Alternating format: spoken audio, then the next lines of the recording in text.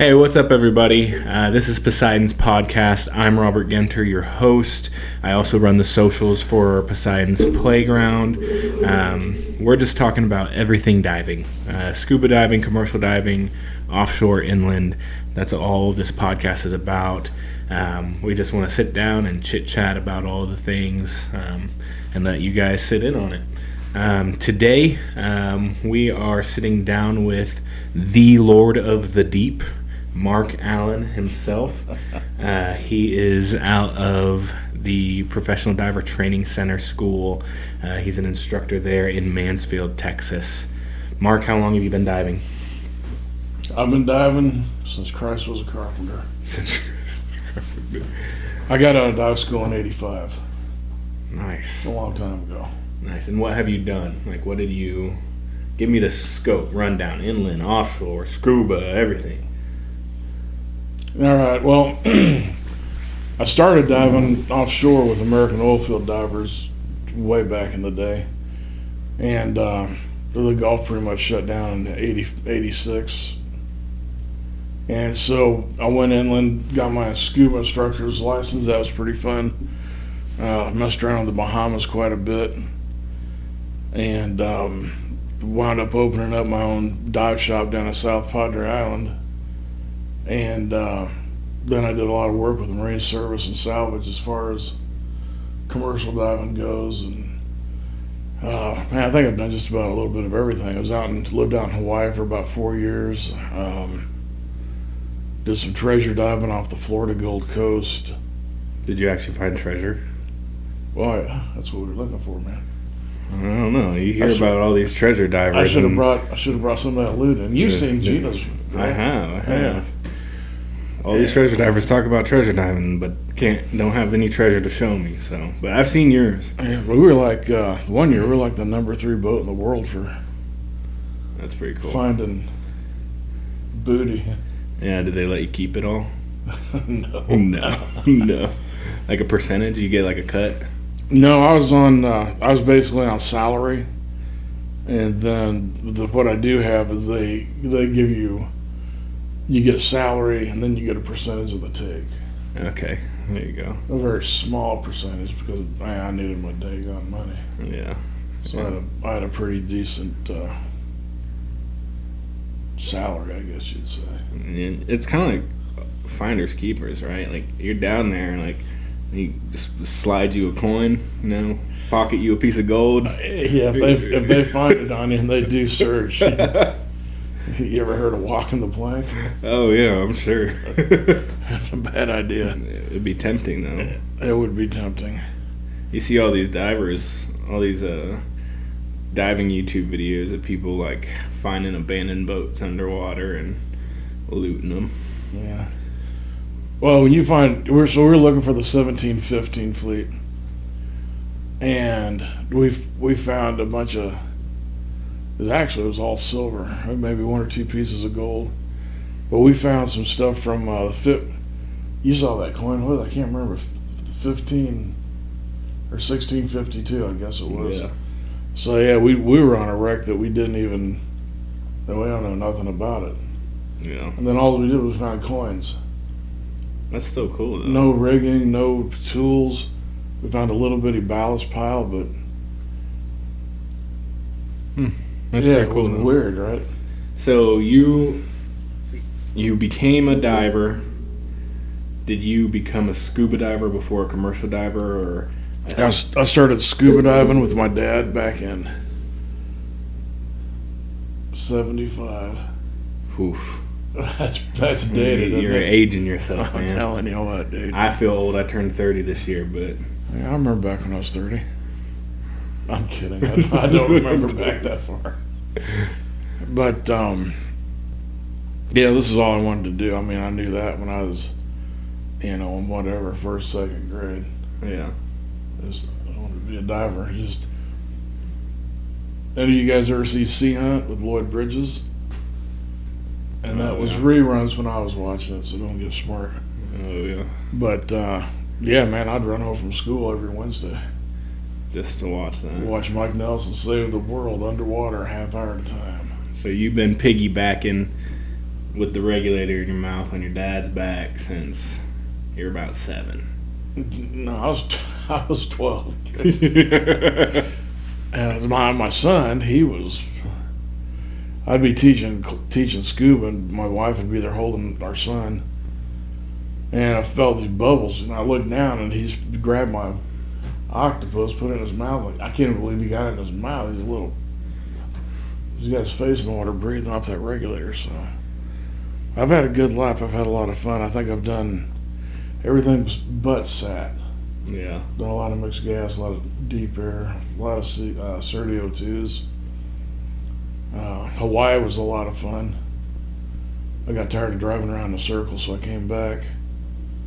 But it was nice, you know.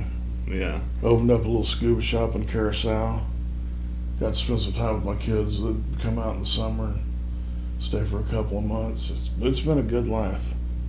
That's good. Really no regrets. That's good. And now you're an instructor, full-time instructor. And I'm a full-time instructor here in Arlington.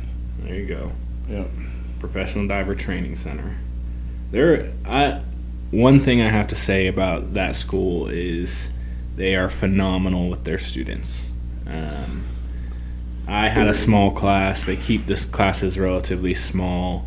They pride themselves in training professional divers. And to go even further, they spend a lot of time with you as an individual, preparing you for real-world commercial diving. I think, and Mark has seen it, but I'm seeing it as a dive supervisor right now, is there's a lot of divers that come out of some of these schools and they just don't even know what to do, don't even know where to start. They can't get dressed. Can't even dress themselves, have literally, quote, given me, well, my school told me they're training me to be a tender, not a diver. And I'm like, why are you going to a dive school, right? Become a diver.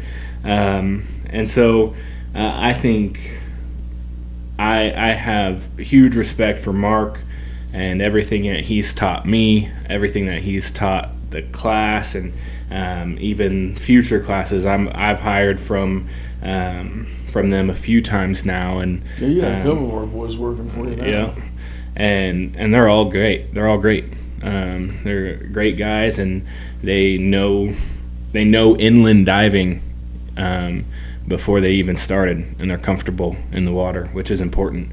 I think when I was there, I got 2 hours of dive time, if per dive. You know, like if I wanted to spend half the day diving, they'd dive me for that long because they're small classes and there's plenty of instructors. So yeah, the absolute max size class we have is 10.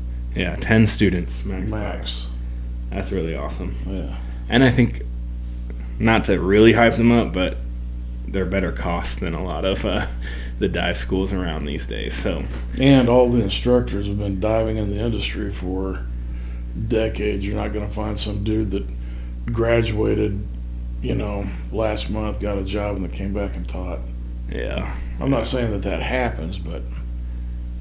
Well, you wouldn't have me come back and teach? Come on. You've been out of school 2 years, 3 years? Yeah.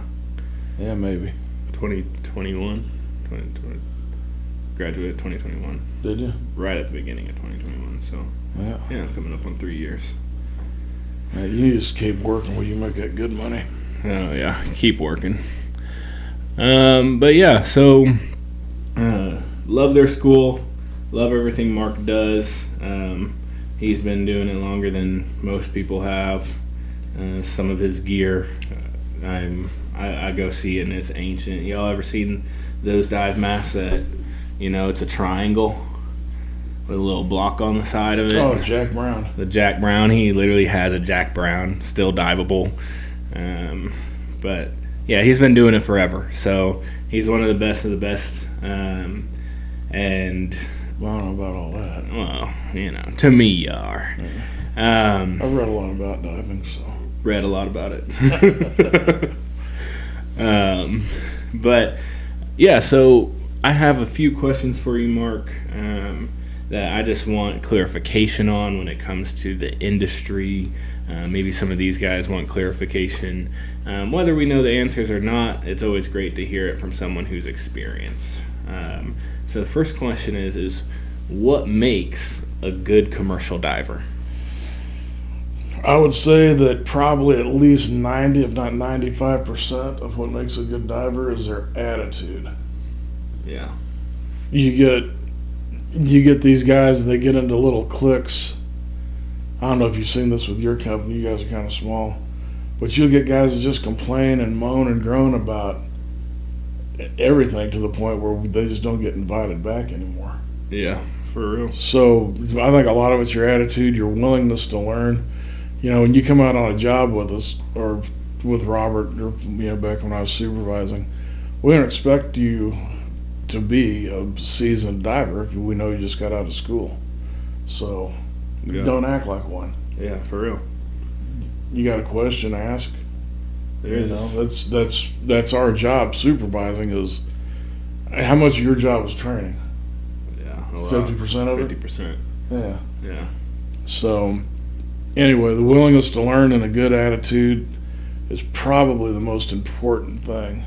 I think a good attitude to keep you safe too. Good attitude to keep you safe, stop you from being complacent. Yep. Yep. I think you taught me. I always say apathy is the number one killer of all divers. Yep, number one killer. Done this 100 times. Don't tell me what to do. Yeah, exactly. So, I think that's a big thing. Even me, and I'm a pretty new supervisor, so I've only been supervising for about a year now.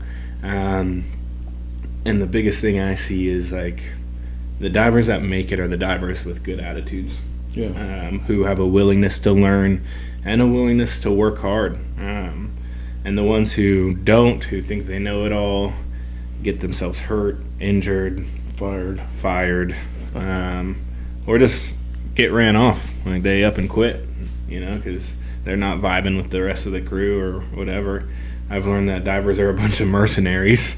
I've been through like 10 divers this year, and so I'm starting to understand divers go to the highest bidder, which is okay, especially in this economy.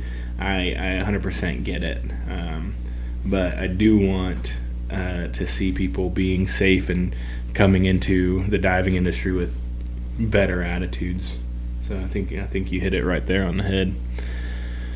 What would you say makes a good dive school, considering that if a good commercial diver is someone who has a good attitude, who's temperate, what is the role the school plays in all of that? Well, so in order to get your ADC card, you need to have 625 hours of training. That's their bare minimum. And so in that training, the school's expected to teach physics, physiology, medicine, divers' diseases, how to operate a chamber, and then the diving aspect of it, salvage, actually hands-on, getting this dive station set up, dressing, undressing the diver. That's all stuff that all the schools have to do. We opened up the school I'm working at, and, we decided that there were some things that we thought we could do better, obviously, or we wouldn't have opened it. And, in my opinion, a small class is a lot. Yeah. So you come to school with us, you're in and out in 3.5 months. All right, so we're rolling 10 hours a day, roughly 10 hours a day. You guys get a lot of homework if we cut you loose. But anyway, it's 10 hours a day of work, and 3.5 months, that's 700 hours, you're out hitting it. Yeah. You're getting the same job as these other guys that spent, they're on the hook for 30, 50 grand. You're out there doing the same work, getting the same paycheck. Yeah, for sure. So.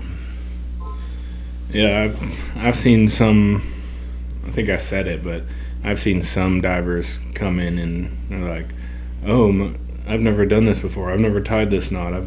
I've never been in the water for this long. It's been an hour, since I put them in the water. Pick me up, I'm tired. And I'm like, what do you mean you've never been in the water this long? Like, even a dive school should be diving you for an hour.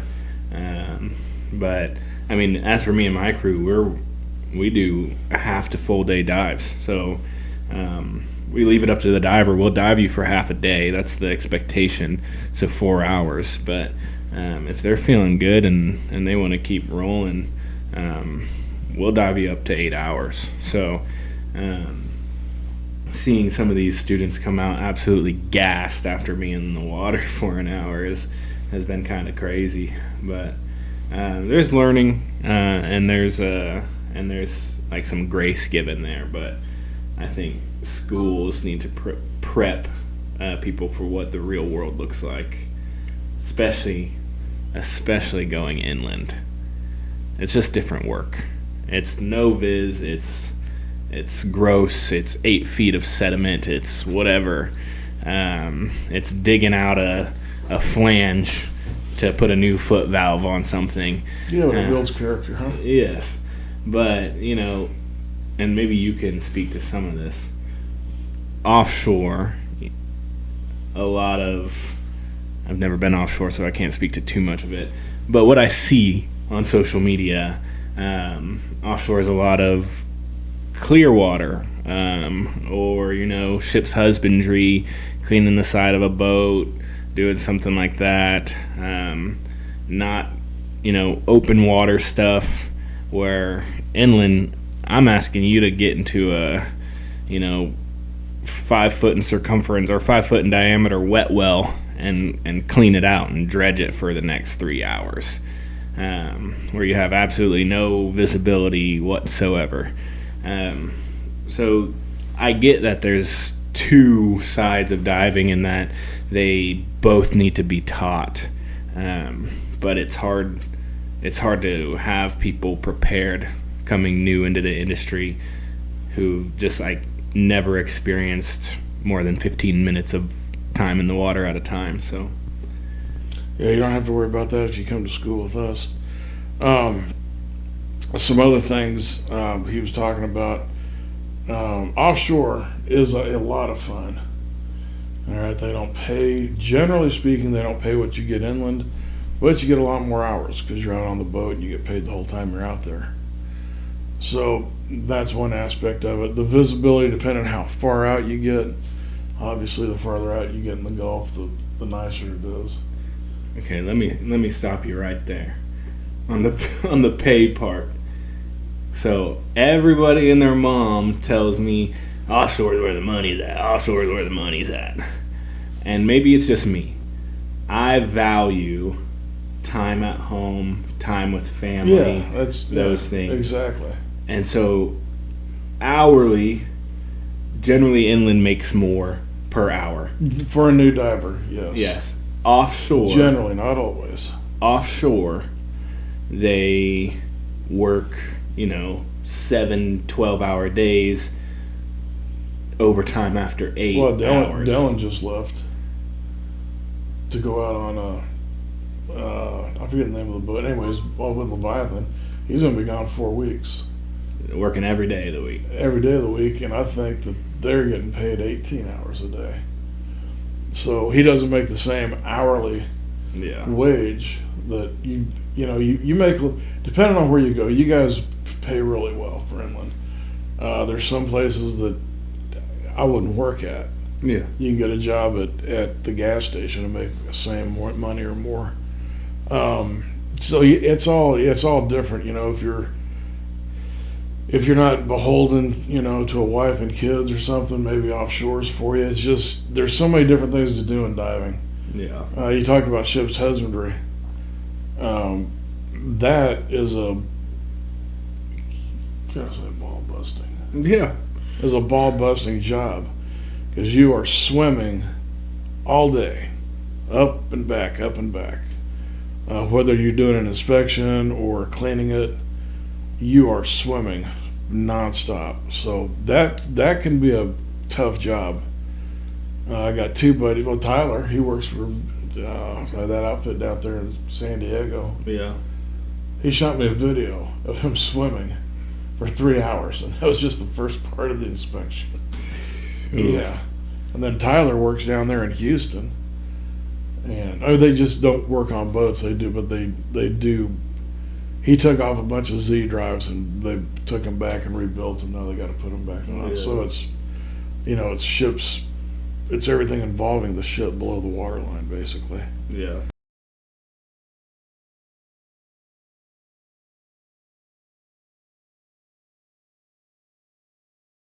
All right, where are you at? There I was, locked out of the bell, but I had a key, so it wasn't a problem. Anyway, different kinds of diving, especially what we like to use new divers for offshore is jetting. Yeah. You go down, you have to jet a pipeline out for 100 miles, it seems like. And at that point, there's no viz. Yeah. You get down there, you straddle the pipe, and just commence to walking and blasting. Yeah. Grip blasting, you usually still have pretty good viz. It's new divers like that. You start grip blasting the welds on these platforms, and the fish just go crazy. Oh yeah. So yeah, new divers always love that. But you can't be afraid of the dark. I don't care where you go to do this kind of work. Yeah. The guys that are diving offshore, I've been offshore diving at 3 o'clock in the morning. Yeah. Because the boat just keeps rolling. So anyway, not being afraid of the dark is kind of a prerequisite. And where do you think this like separation or beef between inland and offshore divers come from? Because it's our idea of fun. Just for fun? Yeah, you bunch of shallow water sissies. Yeah, and you're a bunch of coral stompers. Right. It's not serious. Yeah. Everybody thinks they're better than everybody else. Of course. I mean, take my word for it. Yeah, so it's, no one can really say, hey, this is one way and you're the other way. As far as the big money in diving, offshore, they're probably talking about SAT. Yeah. All right. Once you've been out there and you got to the point where you're a SAT diver, then you're knocking down some big money. Inland, the guys that dive at the nuclear power plants, they make a pretty hefty penny. They're not doing too bad for themselves. Who does that? That's UCC. Yeah, I know UCC. They're like the does big a lot nuclear diver. There's a couple companies out there that do that kind of work. So yeah, it just depends on what blows your ears back,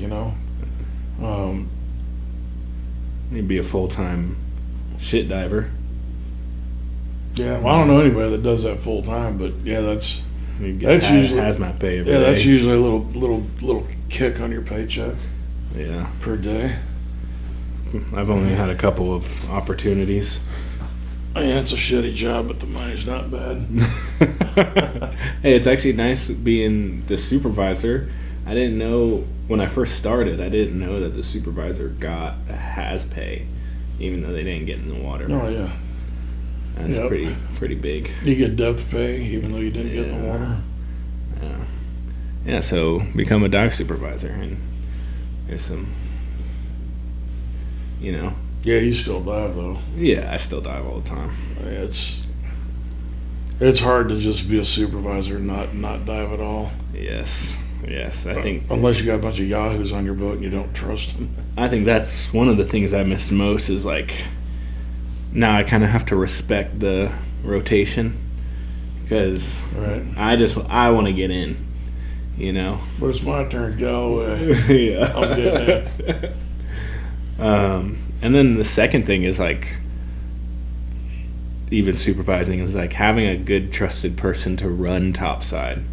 Because if you're a supervisor and you're in the water, that's what I'm saying. Like you can only get in the water if you got somebody up there that you can trust. You need like a second supervisor. Yeah. But yeah. Well, a lot of times it depends on what you're doing. You're out there with Jesus. He's been diving about as long as you have, right? Yeah. So, you should be comfortable getting in while he's running the show. Yeah. When he's out of town, It's a tough There's week. no way I'm getting in the It's water. a tough week. I'm letting that dude run my air. All right. But it's a lot of fun. I've got no regrets. There's so many different things you can do. Back to what makes the school good, we try and take into account for all the different things that you could do. We teach a lot of engineers. Yep. Engineer diving is a thing. I did not know this. It's a big thing. Yep. And so I was talking to one of the guys when it was our first class. I said, what can we do better for you guys? He goes, well, we could stand to do some more swimming, which is for everybody. You're going to go into ship's husbandry. You got to jump off here and swim to over there. You have to be able to swim in this equipment. So now they get several days of, actually swimming with the full gear on. Yeah. The ship's husbandry guy, engineers, whatever. Any inspection work you're going to do. So. That's good. Now, the engineer divers, those are people with like civil engineering degree, work for an engineering firm. Yeah, usually who specialize in inspections. Underwater inspections, yeah. Right. They'll send their guys to us. Yeah. I was gonna say, how do those people get into diving? Is it something they come looking for, or they're being sent by their company to go get a dive certification? Yeah, well, the guys that we get, they're people that don't really want to spend their life in an office with a computer. They'd rather go out and do stuff. They do a lot of cool stuff. They do a lot of rappelling type stuff off bridges, and That's cool. I think the ones that like that kind of stuff are, they're signing up to go to diving school and that kind of thing. It's easier to make an engineer a diver than it is to make a diver an engineer. That's probably true. So yeah, they come through, and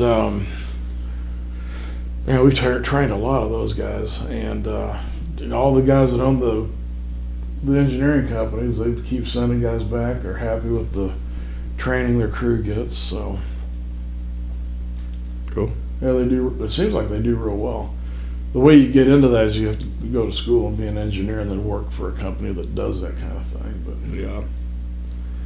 All right, so we've covered engineer divers, offshore divers, inland divers, scuba divers. What are some more dive industry specifics, like scientific diving? yeah, scientific diving is a thing.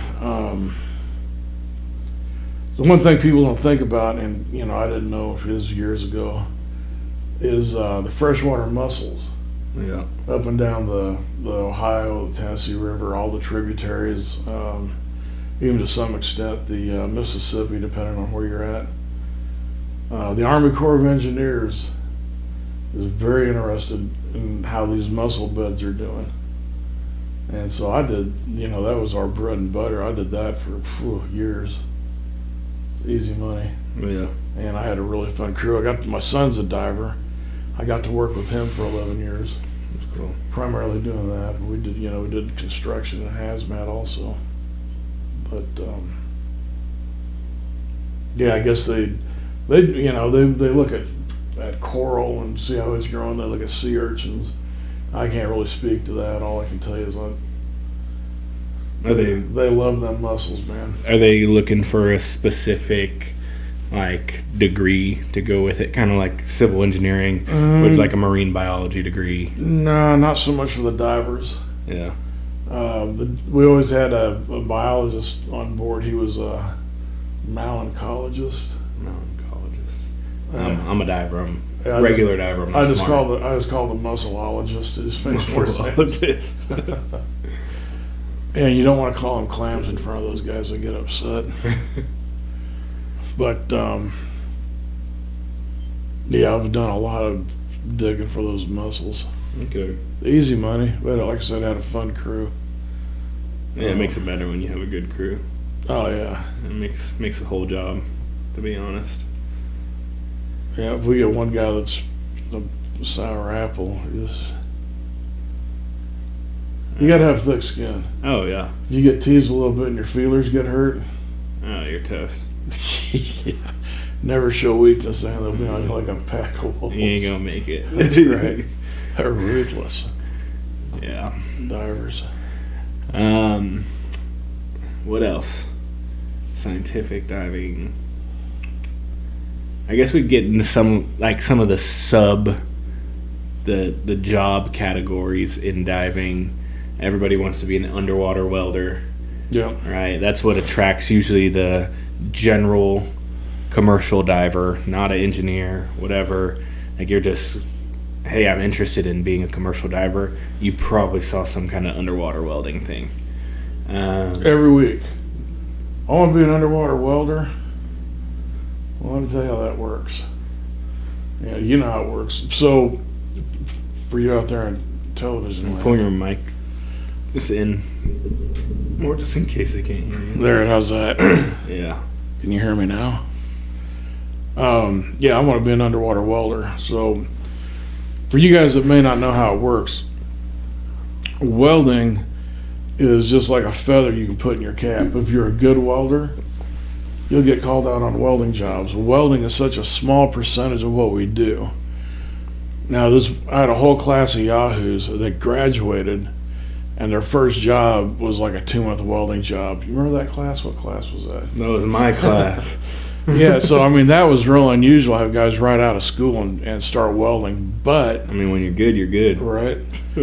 Thankfully, these guys picked it up in school and were able to go out and do this job. How much welding have you done since then? Oh. Big goose egg, right? Yeah, no. Yeah, because it's not. It doesn't happen, like you think it would.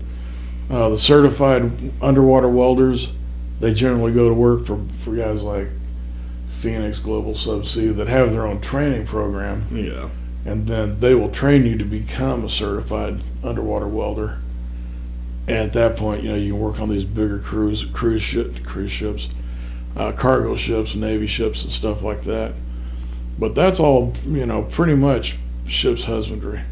Yeah. I'm not saying that there's not a call for it, but it's rare. It's a small thing. Underwater burning, do much more of that than you do welding. Clayton's on one right now. Yeah. Seawall. Oh, that's right. He's burning out it seems like 100 miles of sheet pile, I'm sure. Oh, yeah. Yeah, I talked to him. Yeah. He said he's getting little pops running up the seat. Pow, pow, my head. But, so underwater welding is kind of I don't even know where that got started. Yeah. I mean, it is a thing, but it's not a thing like most people think. It's just, if you're good, you're good. Well, like my buddy Gabriel, it turns out she's a real good high tolerance, or low tolerance, I should say, burner. And that's primarily what got her the job out in, where'd they go, St. Croix, somewhere out there? Yeah. For a couple of months, just because she was, one of the best underwater burners in the company. So. Yeah. What else you got? So welding is a myth. Well, I mean, they do. It's just they not do like it. you think. It's just not as often. Like, you're not gonna be an underwater welder. All these aquatics divers, like aquariums, SeaWorld looking for commercial divers. Does that fall into marine biology, scientific diving, those things, or commercial diving? I almost went to work for the mouse. For Disney? Yeah, Mickey. Oh yeah. Oh man, years and years and years ago, they needed a supervisor, and not only did they clean the tank, but they had to make, do repairs or maintenance on the rides and all kinds of stuff. And I guess I went to work for another outfit, but I was on their short list. You get a really good deal taking your family and eating there with your, they give you a little employee discount. I guess it's a big employee discount. Oh, that'd be nice. So yeah, my kids were little, and that'd be cool. They kept him on around. I took another job, and called me back right after that and said, "Hey, we need you down here Tuesday." And that happened. I took another job. Yeah. Oh, man. So, no work for the mouse. Well, that's not true. What's Pearl Harbor? That was a Disney movie, right? I don't know. Maybe. I think so. Like the Pearl Harbor movie? Yeah. I don't know if it was Disney or not. Maybe Disney bought it. Seems like it was. Anyway, I did movies too. Oh, yeah? What was your coolest movie? Best movie to you, anyways. Anaconda. Oh, why was that? I know it's not the greatest movie. But, man, we were in the jungle. It was, we're down there in Brazil. It was amazing. We're talking J-Lo and Ice Cube Anaconda. Yeah. That movie holds up. That's a good movie. And Owen Wilson. Yeah. So if you think Owen Wilson is cool, you're right. He is one of the coolest cats I've ever met. He's real. Enjoyed hanging out with. Actually, kind of hung out with us. That's cool. Like, man, how come you're hanging out, with us? He goes, man, Marine crew is the funnest crew to hang out with. That's cool. Yeah, so, yeah, it was a lot of fun. That's really cool. And then Pearl Harbor, man, that was a huge production. How does a diver get into movie set diving or marine crew? I worked for Doug Carr, professional diver, Hawaii. Yeah. And he was in on Waterworld. Okay. And when I got to Hawaii, I did a little bit of just basically cleanup. Everybody was gone, but I did that with Doug. And so they knew Doug from Waterworld with Kevin Costner. Okay. And these same people, called him back for Anaconda and Pearl Harbor. And there was a...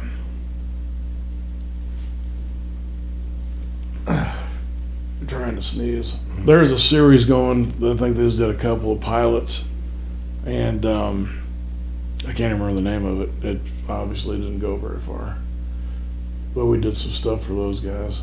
Cool. So it's all about who you know. Yeah, I mean, the reason I got to do it is just I worked for Doug. He was a buddy of mine, and yeah, bam.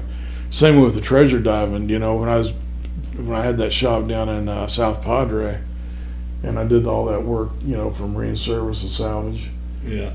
I knew Billy Kennan and his son Curtis Kennan.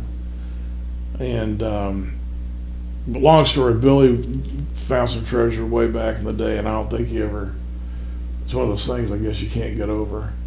Because after his kids were grown out of college, man, he's back doing it again out in Florida. That's cool. And I was living in Hawaii, and they called me up and said, hey, you want to go hunt treasure for a season? Okay. So flew me out there, and off we went. I think I did that for 3 seasons, maybe 4, 3 or 4. That's cool. But, same thing. I was on a boat with Curtis, a longtime friend of mine. Billy come out and rattle our cage about every 2 months. A unique individual. So, yeah, I mean, and that's, like, the crew makes it. If you're on a crappy crew, you'll hate it. Yeah. If you get your feelings hurt, you'll hate it. That's why me and Jesus stick together. Yeah, I got no feelings. Except for love. Just Jesus. Me and Jesus forever. They're besties. But, anyway. Yeah, that's cool. Yeah, I've had a lot of fun. So if there was, your diving career has been a lot more interesting. Hopefully mine picks up. I dredge every day. But that kind of sucks. Yeah. Ba-da-pow. If you don't know, dredging is literally sucking material from under a boat or in a pond or wherever stuff is that needs not to be there. Professional underwater vacuum cleaner. Yeah. That's part of what we do, man. Yeah. But anyways, cool story, great career, Mark. Thanks for hanging out with us today. My pleasure. If there was one thing that you could tell all the divers out there who may be interested in listening to this podcast, what would it be? For divers or potential divers? Both. For divers that are out there, keep your head on a swivel. You guys have been out there a long time. You know the deal. Don't let your guard down. Don't get apathetic what you're doing. New divers, you just need to come see us. Professional Divers Training Center, Arlington, Texas. Cool. Well, thanks, Mark. Thanks, everybody. You can find us on YouTube, Spotify, Instagram, or TikTok under Poseidons Podcast or Poseidons Playground. Thanks again. Bye. Adios.